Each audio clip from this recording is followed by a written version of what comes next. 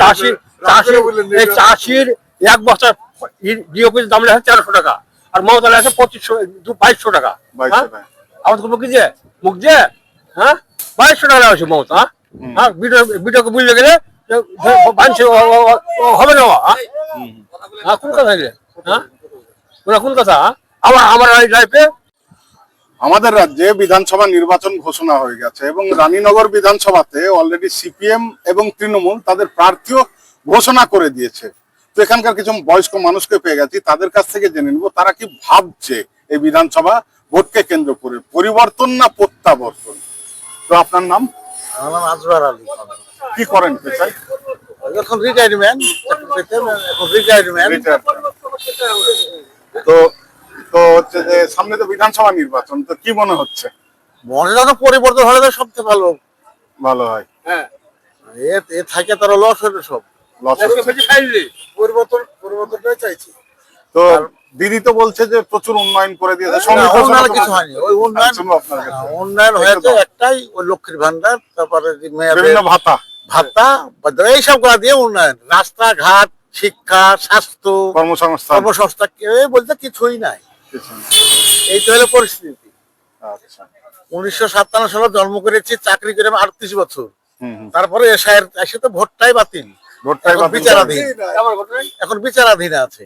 মানে শেষ বয়সে শুনতে হচ্ছে যে আপনি দেশেরই নাগরিক। না না, এই তো অবস্থা। এর পরিবর্তন কি বলবো?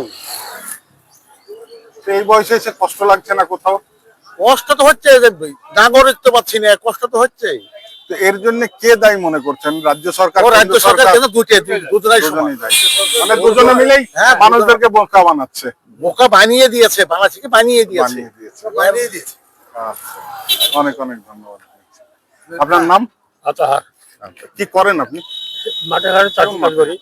তো সামনে তো নির্বাচন ঘোষণা হয়ে গেছে আমাদের রাজ্যে, তো কি চাইছেন? আমরা এই পরিবর্তন চাইছি। পরিবর্তন কেন? দেশটা ধ্বংস করে দিন।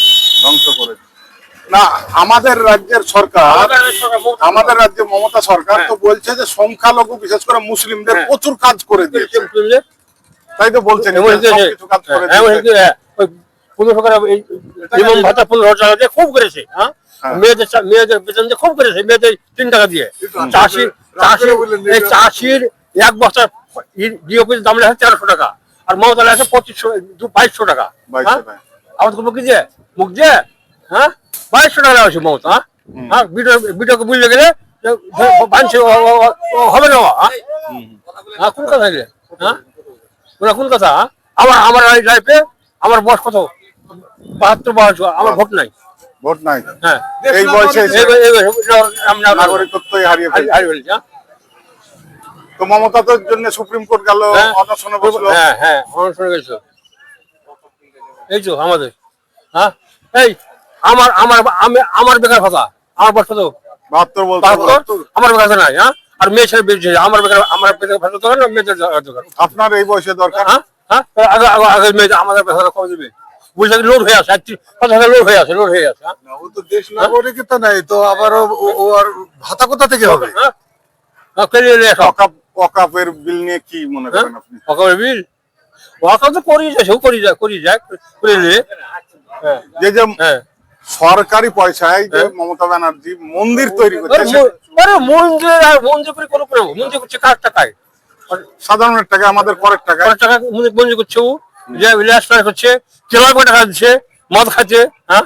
চেলা টাকা মদ খাচ্ছে, পুজো করে মদ খায় না, পুজো হবে না মমতা। মস্তান পুষছে। এবার কি চাইছেন? পরিবর্তন চাই।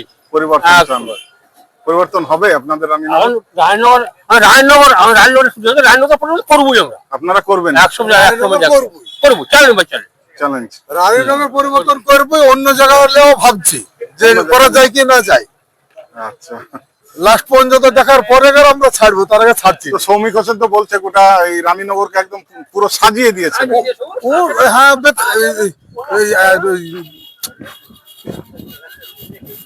ও সাজাইছে, ঈদে সাজাইছে, ওই যে রোড করছে, আবার বলে পাথরের উপরে ইট পাইছে, ইট পাড়ে রাস্তা করছে। তো ব্যানার হোর্ডিং টাঙিয়েছে। হ্যাঁ, ব্যানার হোর্ডিং টাঙানোর পরে ওই যে রোডের উপর পাথরের উপরে ইট পাড়ে দিচ্ছে, সাজিয়েছে, উন্নয়ন করছে। উন্নয়ন, হ্যাঁ? হ্যাঁ, এটাই তো উন্নয়ন। সমস্যা হচ্ছে না। তো এবারে আপনাকে শেষ প্রশ্ন, আপনাকে কি বলছো শোন? যে গত পঞ্চায়েত নির্বাচনে যেভাবে সন্ত্রাস হয়েছে আপনাদের হ্যাঁ। এরিয়ায়, এবার কি সাধারণ মানুষ ভালোভাবে ভোট দিতে পারবে? আমরা আশা করছি যে দিব। আমরা তো 100তে হবো, তো আবার সন্ত্রাস কোথাতে করবো? এবার আর সন্ত্রাস করতে পারবে না, সন্ত্রাস হলে তাদেরকে টিকতেই দিব। প্রতিরোধ করবেন, তাই তো? প্রতিরোধ মানে টিকতেই দিব না, টিকতেই দেবেন না। একদম টিকতেই দিব না। তো আর সন্ত্রাস কার সঙ্গে করবো?